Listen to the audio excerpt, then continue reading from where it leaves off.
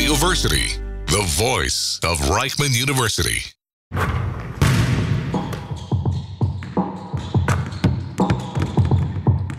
The Baseline. Stories from the court with Jonathan Rears and Mayor Cohen. Welcome back to The Baseline, Season 3, Episode 3. Joe Alexander in the studio.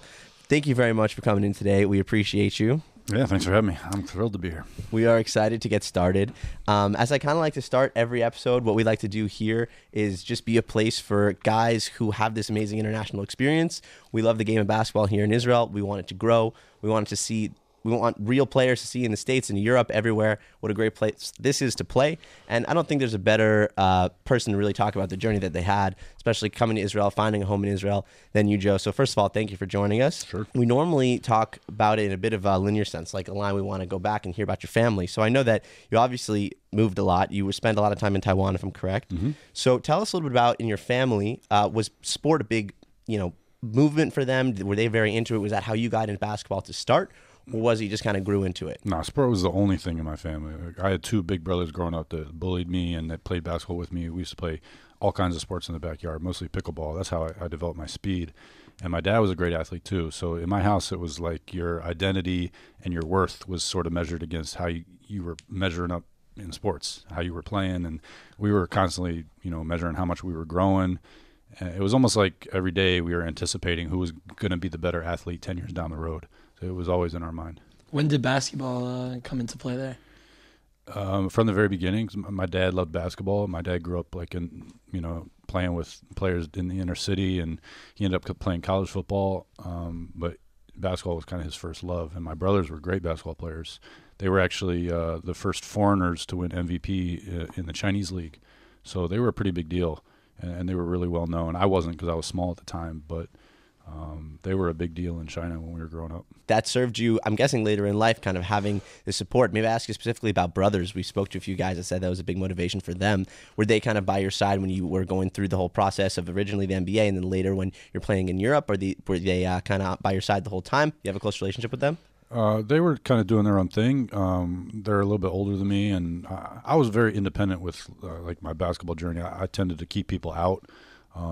My whole philosophy with developing my game was to shelter my culture from every single person because I wasn't very talented. I'm not naturally very coordinated, and I'm not naturally very athletic. So I pretty much had to work a schedule that was twice as hard as the other players around me, and I couldn't deviate from it. If I ever deviated from it, I couldn't perform. And I would risk getting cut from teams. So basically, to maintain that, I had to keep everybody out of my life. Don't talk to me. Don't visit me. Don't ask me to do things. I don't want to hear about what's going on in your life. I don't want to hear about what you're interested in. I got to focus on my workout schedule, and that's it. So, how did that translate when you were, first of all, I wanted to hear how the decision came to be that you were going to play at West Virginia, and then how did that culture change? I know that I saw an interview that you did earlier with someone from West Virginia, so I know he asked you a lot of questions about that. I'll try not to ask you the same ones, but that obviously culture change, and especially with that attitude of just needing to lock in a place like West Virginia where I can only imagine the college town in West Virginia, there's a lot to do, there's a lot going on all the time. So how would you say that approach of the way you approach basketball and how you yourself would improve in that scenario? So being at a crazy party school like West Virginia, you can't imagine what was going on there at the time. This was 20 years ago, so it was much worse than it is today. I wouldn't have survived there as a basketball player if I was into partying at all. So my philosophy was don't even let someone get a foot in the door.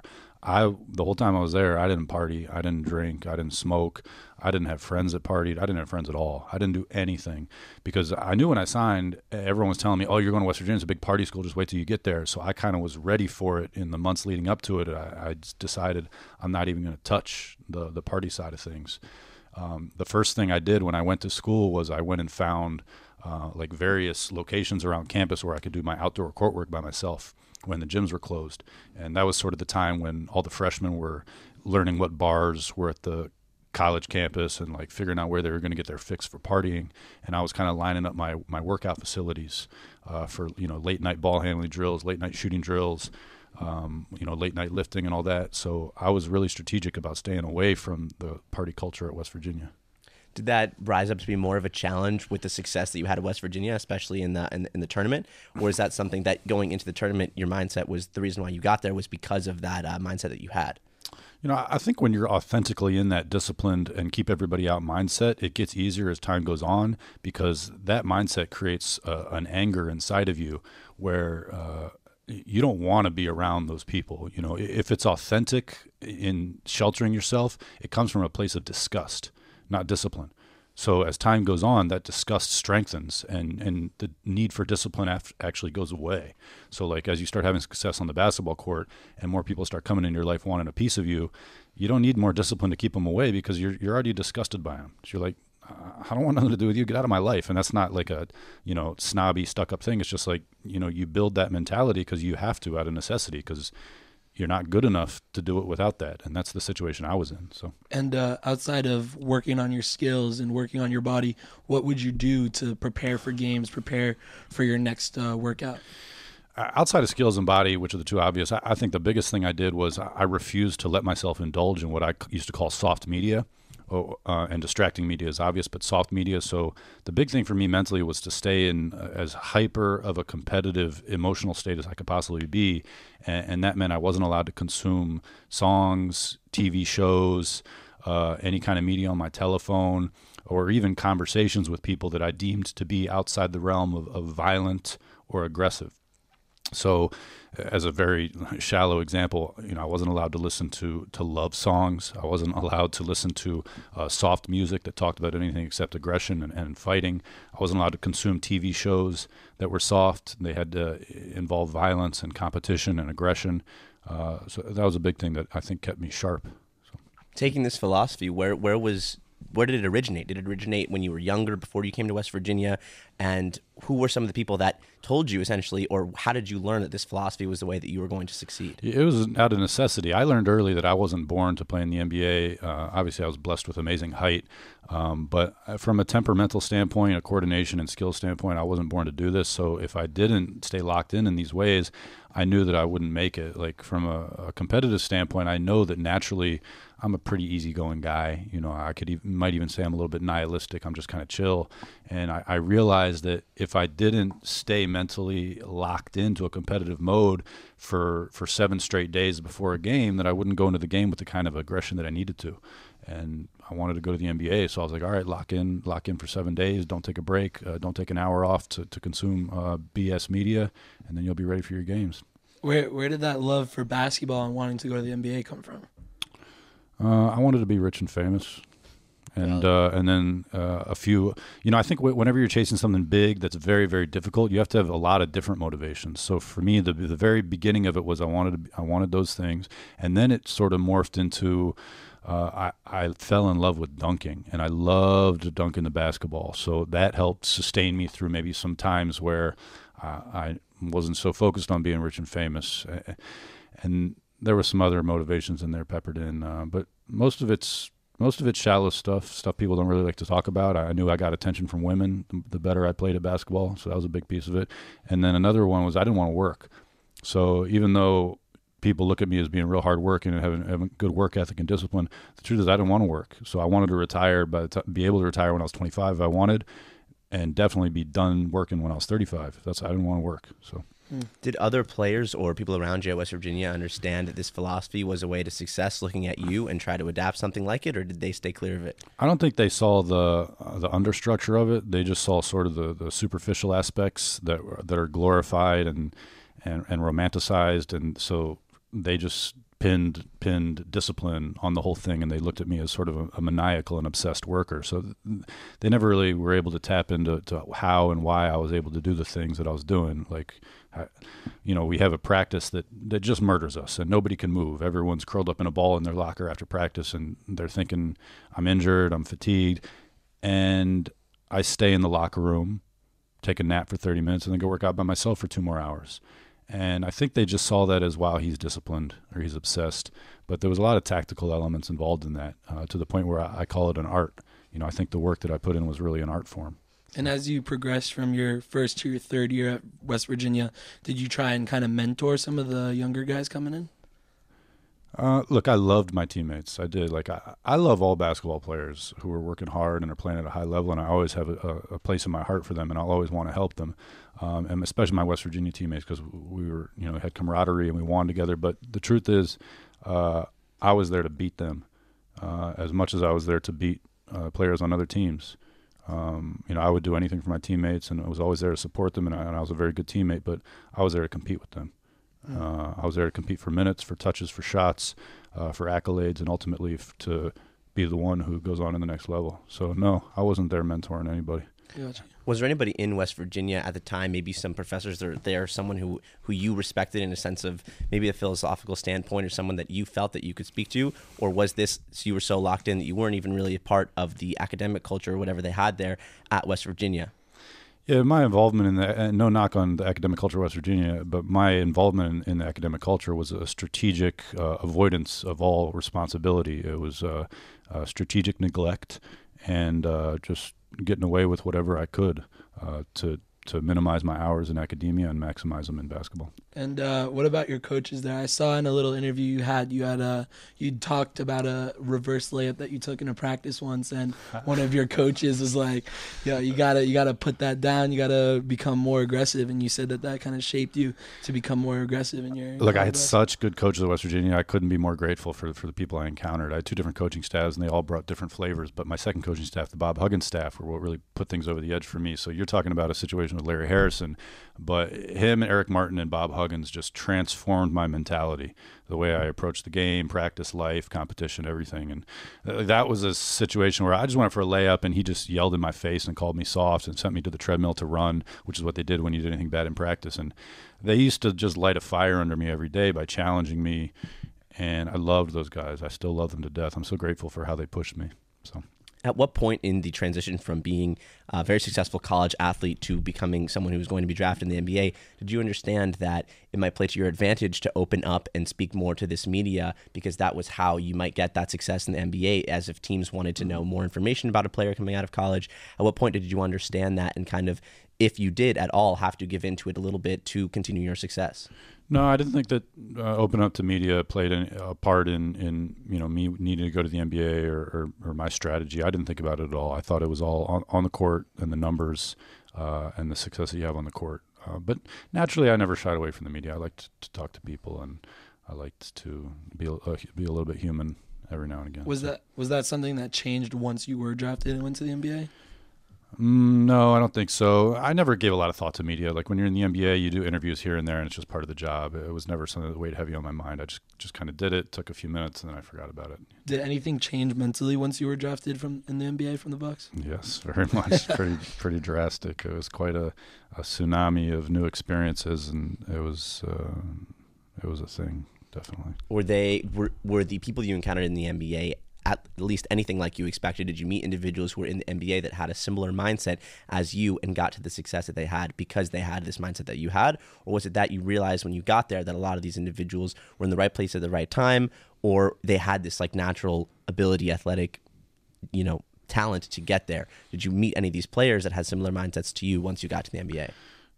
No, I think that most of the people I met in the NBA had a similar mindset to me. And there's obviously a wide spectrum, and there's some people who didn't work hard, but for the most part, everybody in the NBA worked much harder than everybody in college. It wasn't even close. The biggest thing that I learned about in the NBA was that a lot of guys were very guarded about their workouts. That was the biggest similarity between them and myself. So when you first get there, you might think, hey, this guy's not coming in early. How's he here? How's he sticking around? How's he so talented? But what you realize is guys are doing all their work alone. They bring their trainers to their houses, and a lot of people do it intentionally. They sort of have this bubble that they protect of their drills and their workouts, and they don't want other people involved, and they don't need other people. They don't need the team involved. It's sort of their own system. They're almost like private contractors in that way. They got their own system. They work on it themselves, and then when they're needed, they come into the team and get things done. So the NBA is full of extremely hard workers. Yeah. Was there maybe one guy at the time who kind of stood out? A lot of guys stood out to me for different reasons, but my favorite thing to observe was how long after practice Richard Jefferson would shoot jumpers as if he had a motor. Look, guys in the NBA have what we call a motor, if you know that term, and they look at players who are talented and they'd say, this guy's got a motor, he can maybe make it. This guy doesn't have a motor, he's done. And a motor basically just, I don't know how exactly to define it anatomically or scientifically, but it's a guy who just doesn't run out of energy and doesn't run out of focus. They just never sleep, and they never get tired of working out. So Richard Jefferson, I observed his motor for shooting, and his was high above mine, to be honest. The guy could just shoot after practice nonstop with unlimited energy, and I was blown away by it because I didn't even really think of him as a great shooter, even though he is, obviously. But very interesting. So I would say moving forward from that and in your career that you had there, did you feel that to a certain perspective that the mindset that these GMs and individuals that had for these young players that come in, were you able to adjust to their expectations? Did you have any relationship with them, or was it a situation in which you kind of felt like you had been maybe given, they expect one thing, but they don't know you as a person? Did you have this talk with them before they drafted you from Milwaukee that they were able to understand who you were as a person? Or was that something that in that day, I think maybe meant now today, a lot of individuals or organizations look more into the background of a person and their character? Mm-hmm. Or is that something that you felt that the Bucks did and that was a process back in 2008, or less of that? Yeah, they look into you mostly. Look, there's this interview that every team conducts with you when they go to do a pre-draft workout, and it's basically to decide black or white, is this person completely insane or not? But as far as diving into character, there's not too much that they do except ask your college coaches, because they've been with you for the last at least 1 year, 2 year, 3 years. So college coaches give you the stamp of approval or not. So it's not really an in-depth process, and they don't have time for that anyways. So Scott Skiles calls up Bob Huggins, what's the word on Joe, and he tells him, and I really think it's that simple. As far as getting to know the GMs and the rest of the office, you do it on a daily basis. I do remember them telling me, you got to be a little bit more professional, Joe. Like, you need to come into the office early, say hi to everybody, like, be a human, be a person, you're a professional now. And I was really resistant to that because I was used to, put my head down, be competitive. I need to sneer at everybody and snarl and be a jerk all day. And I needed that so I could stay in my competitive mode. But, they wanted me to be a little bit more professional, which they were right. But yeah, I think they got to know me over time. But it was good. Is that something that kind of deviates from the NBA to the Euro League, maybe, for say like that like it's more of an entertainment, you got to be more business-like, and then in the Euro League it's more team, you got to win, you think? Where it's like they'll let you do what you do, come to the game, come prepared, win the game, rather than in the NBA they want you to do the business side of things. They want you to be more of a professional, more of a person-to-person kind of guy. Okay, I think those are sort of the byproducts of what's really going on. What's really happening in Europe is that the coaches and management are more high-strung about having control over the situation. So in the NBA, there's a lot more freedom to be yourself and do your own thing, because the NBA is more of a fraternity. So if you're a coach, you have a little bit more job security, because a coach on the Milwaukee Bucks is going to be a coach on the Pelicans in 2 years, or an assistant at Golden State is going to go to the Wizards. And, if you're in the fraternity, you're basically a lifer. Not everybody, but for the most part. Whereas in Europe, it's more of like, if you got a job at Pana, you're trying to cling to that with a death grip, because if you're out, you might be going to a local team for the rest of your life. And that's a very big difference in quality of life and quality of play. So I think the coaches in Europe, and also it's an old school style that they haven't moved on from, they feel sort of this tyrannical need to be petty with players for the point of keeping control over them. When you made that transition, was that something that you were expecting, or was that something that you knew of beforehand? Or was that something that you learned once you were there and had to adjust to that situation?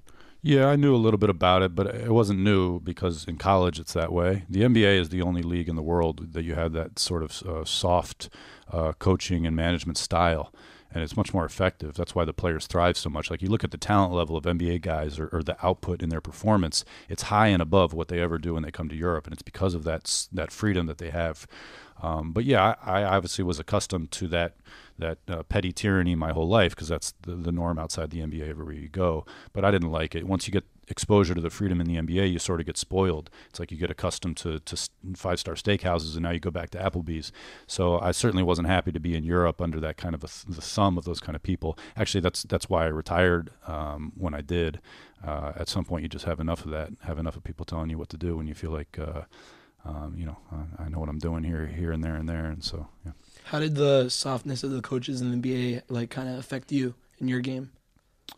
Well, I actually had Scott Skiles, who on the spectrum of soft coaches, he certainly wasn't. He was tough on us, but I liked it because it was totally new for me, and it forces you to take a little bit more personal responsibility for the things you don't know. For example, in college and in Europe, when you screw up not being in the right position where you're supposed to be, they call you out on it. And whereas in the NBA, it's just kind of like, okay, cool, like you're not going to do what you're supposed to do, what we want to do. Someone else is going to come take your spot. No problem. It's all good.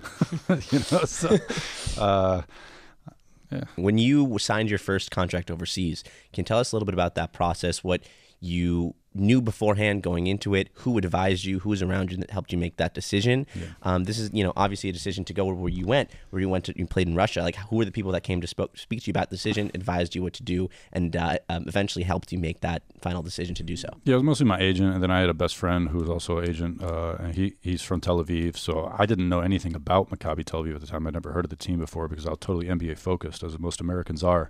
So when I heard about them, I said, I'm not going to Europe. I'm not going to Israel. I didn't know where Israel was.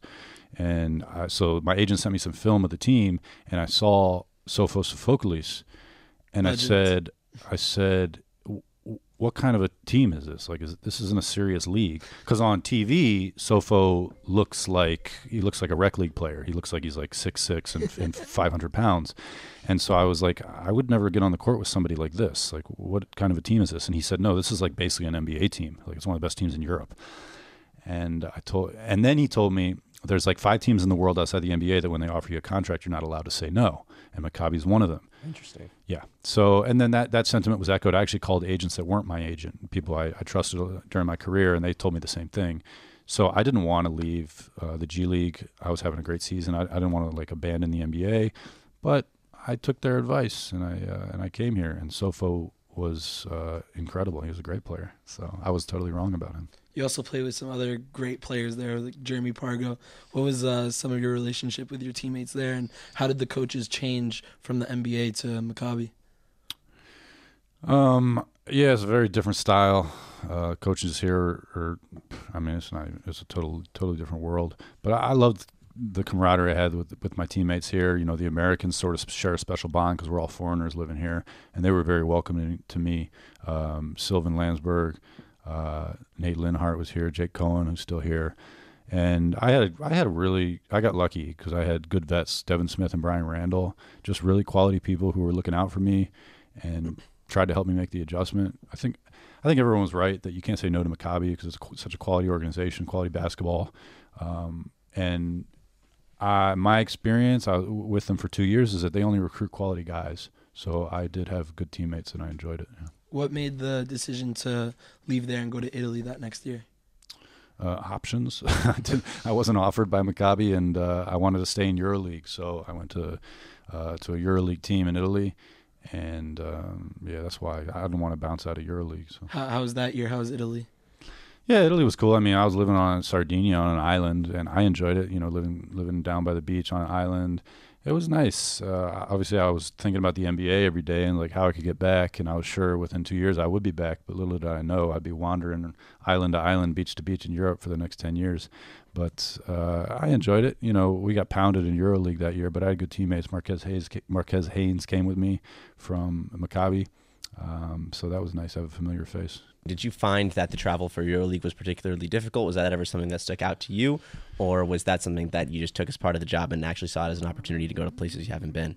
Man, you can't play overseas if you don't love to travel. I've talked to so many guys who are in their late 20s and they could still play, but they're like, bro, I'm not going overseas. I'm just not doing it. And this anxiety starts to set in when you come to sign contracts and you get offered a big number, but then you're like, bro, I can't do it. Like, I can't get away from the States and what's familiar, and I can't do the travel anymore. So you'd be surprised how many guys succumb to that. And then they start talking about, well, I'm actually injured. It's like, no, you're not. They just don't want to travel. But me personally, because I grew up overseas, I don't really have a home base, a home city. I'm used to being a nomad. It was second nature to me, so it didn't bother me too much. At any point, did you really consider the fact that you had this, identity of Jewish Israeli from your father? Like, is that something that ever really was prevalent in your life before the Maccabi offer? No, so it was from my mother, and I didn't know about it till I had been here on the ground for a few months, and a reporter asked me what my heritage is, and I told him my grandpa's from Poland, and he said, Polish? Like, what's his name? I said, Pollock, and he said, he's Jewish. And I said, I don't know, maybe. And he said, you might want to ask your family about that, my friend, because I was on Maccabi at the time. So I asked my mom, she said she's Jewish, and I told the staff, and they were really shocked, and they thought I was pulling their leg. And then they dove into it, and they said, this is pretty serious. So, yeah, I ended up getting my citizenship later. There you go. Interesting. So yeah, that probably helped the team a lot to consider you as one of an Israeli player. I saved them some money. Yeah. Didn't help me much. What was it like moving from city to city in Israel, and what actually made you want to stay here and play here? Well, to be honest, everyone in Europe is trying to get to Israel if they're not making big money in some EuroLeague team, because Israel's known to be a good lifestyle. Like, you get reputations as a country for what it's for. Like, if you want to go out to like the Serbian teams, you're going to get your butt kicked and lose 3 years of health. You want to go to Russia, it's going to be freezing. You're going to be traveling, 4 hours every plane ride to go to a city. In Israel, what are you going to do? You're going to practice once a day. It's going to be the easiest life you ever lived. Coaches are chill. Everyone wants to be a tactician and thinks they're a tactician, and you don't got to do much, to be honest. I mean, that's no knock on Israel. It's just that's Israeli basketball for you. As far as workload and work output, it's a cakewalk out here. So everyone's trying to get here, and everyone likes it, and it's a fun place to live. Of all the places you played in Israel, which one stuck out to you as your favorite besides Holon, Maccabi? Holon. Not favorite besides Holon is my spot. Bro. Nice. Okay, I like that. There's nothing like Holon, bro. You guys know the Holon chant? we see them all the time, bro. Holon, there's nothing. I loved that place. I think I had a good year. I had a good year personally that year because I was so happy there. The organization is different than the other Israeli organizations, and the fan base is different. How do they stick out? How do they stand out? So the organization felt like a family. First of all, they took care of you. When you have problems at your office, you guys, I don't know if you guys are working now or not, but like if you have problems at your office, you know if they care about you or they don't. And in basketball, when you're giving your body to a team, usually the times that you need to go into the office to talk is when you're injured. So if you're with an organization that doesn't care about you, you take your injured body into their office to ask them for some kind of favor. Usually in the order of like, can I have some leniency with practice, with workload, with whatever it is, maybe with money, I don't know, whatever it is. And if they don't care about you, they're going to throw it in your face. And you're like, bro, like this is my life, my career, my family, and I'm injured and I'm hobbled and I'm working for you and you're going to treat me like this. So if you get a team that you feel doesn't care about you, it can really give you bad opinions of them. But Holon was a place that I felt the organization cared about the players, and they put the players' needs before anything. And I think that's what you're supposed to do to get to winning, right? It's a little bit ironic, but that's how you get to winning. You put the players' needs first, then the players reward you by playing hard, and then you get the wins. So that's what it was like in Holon. And the fans in Holon, they support you whether you win or lose. That was the biggest thing I noticed. I came from Maccabi. Maccabi had great fans. They know they're good fans, but they also know that when you're losing, they're going to let you know about it. And Holon was totally different. When we were losing in Holon in games, or if the game was finished and we had lost, they let you know, we're your people, you're our people. Like, no matter what happens, and we got your back. They literally used to say that to us. Fans used to stop me in the city. Hey, Joe, like, we're with you no matter what's happening. Like, and in when I was playing for Maccabi, when people would stop me on the street, Joe, Maze, why you do this? Why Jake is not doing this? Why Jeremy's not doing it? I'm like, all right, bro. Like, that's not my energy. That's not my style. So I loved Holon. I loved it. What do you think about a club similar to Holon? Yes, it's like medium market within Israel, maybe a slightly bigger market. What about the team and the way it's designed that helps these fans and these individual people resonate so strongly with the team? Do you think it's the factors of they want to forget about other things going on in their life and that's what they're really putting into? Or do you think it's something special about a city? What do you think specifically to Holon, or maybe to Israeli fans, that puts them aside compared to other fans, that they're able to really fully commit themselves to supporting people that they're just meeting or never really know? Sure. So I think, I could be wrong, I don't know the exact demographics, I haven't looked at them, but I think Holon is a family-oriented city. The neighborhood I was in was all families. That's what I observed. So I think when you have family-oriented people, they tend to be a little bit more like that. And I also think that they're grateful because the facilities that they have are incredible. Their gym is, in my opinion, the best gym in Israel. I liked it better than Menorah. And it's in like a park. So the gym is in the center of like a water park with restaurants, and it's a really beautiful place that almost looks like an NBA type park setting, like what you see in Dallas with the American Airlines Arena. So I think that they were grateful for that. Anytime you go to a place that's beautiful, you feel good and you feel gratitude, and I think that's the situation there. So as we continue, as we hear lots of individuals who are playing and have all these different experiences in Europe, they're able to come out of it and maybe teach some other people what they learned. But what I'm interested in is what we spoke about earlier was raising a family when you're overseas and you're abroad. Maybe this is something even later in your career, but you have these individuals that are traveling different places and packing their families. Do you think that, to a point, how hard that could be mentally on a player when someone can't necessarily put all their focus into their own mental well-being and their own actual physical health and have to worry about their family, and how big of a factor that is for some guys that are playing overseas? I think it depends on what type of support you have from your family. If your spouse is a diehard ride or die, look, I'm gonna go with you wherever, whenever, how long, no matter if it's snowing there or what the situation is. But it can be really difficult because there's a lot of life circumstances to manage if you got kids. Like, where are we going to send them to school if we're in the middle of nowhere in Russia? How are we going to find a babysitter if we don't trust and know the people here? Maybe your wife wants to fly back home 2 or 3 times a year, and you don't got the budget for that. There's a lot of factors to involve, and I've seen a lot of times with teammates, it ends up they don't want to manage it, so they end up just keeping their family at home, and that can end up being 10 times as harder, because then you're working for 10 months and you don't see your family. There's so much that goes into this pro life overseas that people don't take into account. They look at the stat sheets and they look at how guys are performing, and then they want to cast judgments on players. And I see a lot of talk about, this NBA guy went overseas and didn't do this, didn't do that. That's why he's here. He doesn't belong in the NBA. It's like, man, a lot of people don't understand what it's like to leave your home and come into another culture, another city, another type of basketball, and try to bring your family and try to maintain your sanity and all that. And by the way, once you're in Europe, there's no long-term contracts. So all of that volatility is year to year. So you might feel like you got your feet planted on the ground, you're rooted, your family's rooted, your kids are in a good school, you got your feet wet with a team, and 10 months later, all that's out the window, and you got to start over from scratch. So start over from scratch 3 years in a row and see how you're feeling. So that's what Americans are going through overseas, and it's not easy. And I'm just curious, you loved Cologne, you went from your first one, you went afterwards to Turkey, France, and then you went back to Cologne. Then you did Nairobi, South Korea, and then back to Cologne. At any point, do players kind of talk to their agents or ask their agents get me a contract for this team? Like, I want to go play there. Like every week. Yeah, every week. Yeah, when you talk to your agent, they know where you want to go, where you want to be, and you push them hard for that, for sure. Yeah. Generally, if a team builds a good relationship with you, every time you talk about, I want to leave my team in France or where are we going to go next year, that old team that you had a good relationship with always comes up. Was Cologne at the top of the list? Yeah, for me, I really liked those guys, and I always wanted to go back. So I was always like, well, we could go to South Korea. What's going on with Cologne?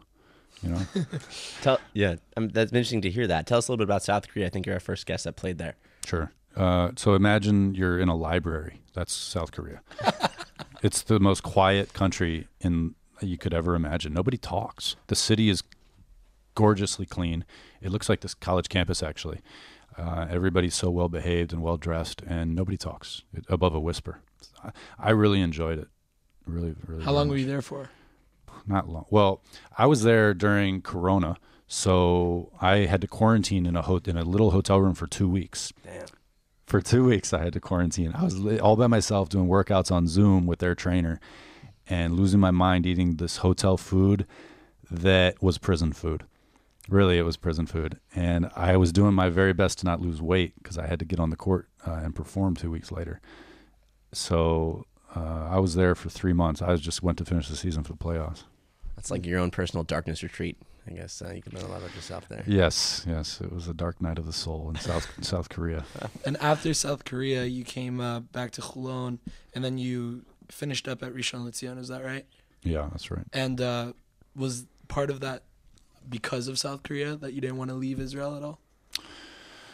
No, I wasn't planning to play at Rishon. I was just here in Israel, and I had found a great Airbnb. I was actually at the time planning to go back to the States, but my Airbnb was so fire that I was like, I'm going to extend it for another week, and then a week turned into a month. And then I actually started writing my book at the time, and I got in a little groove, and then Guy Goodas called me and was like, are you in Rishon? And not him, but the agents. And I was like, yeah, I'm in reach. He's like, okay, come to practice. So I came to practice, just waltzed all over these guys. No offense to my teammates. And they were like, all right, come sign. So I signed for a month, got injured. And, as I tend to do at that age, got injured and then left. What can you say about Guy Goodis and his coaching mentality? Yeah, I've always loved Guy. Guy's always been a player's coach to me because he played himself, and I felt like he's been able to understand the players. But at the same time, I remember him coming into Maccabi games with a big sheet full of his tactics and reading them off before games. So he did the work. He knows the job. Tell us a little bit about the writing a book process. Is that something that has been completed or is still in the process? No, it's finished. It's getting ready to be published. The book is called How to Make the NBA. It's about my process of being somebody who wasn't good at basketball and that nobody thought was going to play in college or maybe in high school, and putting two middle fingers up to them in the world and strapping in, putting blinders on, and going to the NBA. And it's about how to do that beyond the cliches of be disciplined and work hard, because that's all a bunch of nonsense. If that worked, then anybody could do it. But it's not about those things. And my journey to go to the NBA was about discovering what it really takes. So I had always promised myself that after I made it, I would write a book in the hopes that some kid would contact me in 20 years and say, I made it because of you. So, yeah, that's the book. It's a long book. It's a tough read. It's a brutal and dark read. It's not like a little kid's story about motivation and inspiration. It's about gutting yourself, gutting your life, throwing out everything that you used to love and you used to enjoy, and replacing it with despair so that you can become the type of competitive animal that you need to get on the court with monsters and be a monster yourself. Post-career, how did you... where did you kind of realize that you wanted to stay in Israel, and how's your life been post-basketball? So I'm a tech guy, so Israel's kind of a natural fit for me. I went to school for computer science, even though I didn't really go to classes that much, but I've been a tech guy since I was a little kid, and every other person that I meet here has some startup. So I like the conversations I get into at cafes, and also the city reminds me a lot of Santa Cruz that I spent 2 years. I can walk around in a wife beater and feel like I blend in style-wise. So this is kind of my vibe and my speed. Amazing. We'll appreciate that. On that note, we have a few more questions I want to ask you. Typically, we do this little segment at the end of the thing. We'll give you 24 seconds. We want to hear some rapid fire answers that you have to our questions. I'm honestly very curious to hear your answers, so let's get them up. But before we start and then wrap up, again, I appreciate you. I think that it's very possible that those readers will read the book. Maybe they'll credit us too. Oh, I listened to the baseline, then I read the book. Now I'm in the NBA. So we're hoping that happens. I want to mention too with the book. So I also started consulting for kids, for mentoring them, because I had some people read the book and they were like, I never heard any of this before. Like my trainers, they tell me to do ABC, and you're telling me that that's all complete garbage, and it's true. So now I'm mentoring kids, and I'm trying to teach them. There's stuff beyond shooting and dribbling and be disciplined that it takes to get to the NBA. So very interesting. Is that actually why I can ask? Is that why you decided to do more media now that in these more recent exactly years? Right. So I'm trying to reach out. I'm trying to find a handful of kids who can make the NBA, but are being held back right now by cliche advice by local trainers that don't know what they're talking about. And what I do is I get them on Zoom calls and I explain to them what it really takes. And usually they're shocked. I try to tell them things they never heard before, things that if their parents are in the back, their parents are shaking their head like, I don't like this. So I try to expose kids to what it really takes to be a pro. Amazing. That's great. Yeah. And on that note, I don't know if you want to proceed. You want to do the shot clock or skip it? Shot clock, yeah. Let's go. All right. I'll give you 24 seconds. We better get some quality answers. Okay. 3, 2, 1, go. Hardest player you've ever guarded? Michael Redd. Best city you've played in, NBA or overseas? Chicago. Best basketball sneaker? Kobe's. Favorite basketball movie? Michael Jordan, Above and Beyond. One former teammate to take the last shot. Who you got? Brandon Jennings. What's move in your bag that always works? Turn around, fadeaway jump shot. Favorite workout? Squats. EuroLeague or college student section? College. That's it. There we go. Very Michael good. Redd, actually, great answer. Longtime Bucks fan. I want to hear about your experience with him. He's an alien. He's from outer space. Nobody understands how good Michael Redd was. No, yeah, he's legend. I tell people there's the NBA and then there's the double NBA, which is guys who, if there was another league above the NBA, they would be in that. And Michael Redd's one of them. Wow. That's great. I love that. I always love a good Michael Redd discussion. So, Oh yeah, they're few and far between. yeah, exactly. They don't exist. So happy to bring that to the limelight. But Joe, thank you very much for joining us. This is very insightful and for us, and actually very informative to understand what it really takes. And we appreciate you having the time with us. And best of luck with everything for you. No, wow, you guys are professionals. This is Thank amazing. you. You guys were so articulate and good, and so grateful for you having me. Appreciate it very much. Thank you for very coming much. on. Yeah, man. That was great, man. Man, you guys are stellar, man. This is amazing.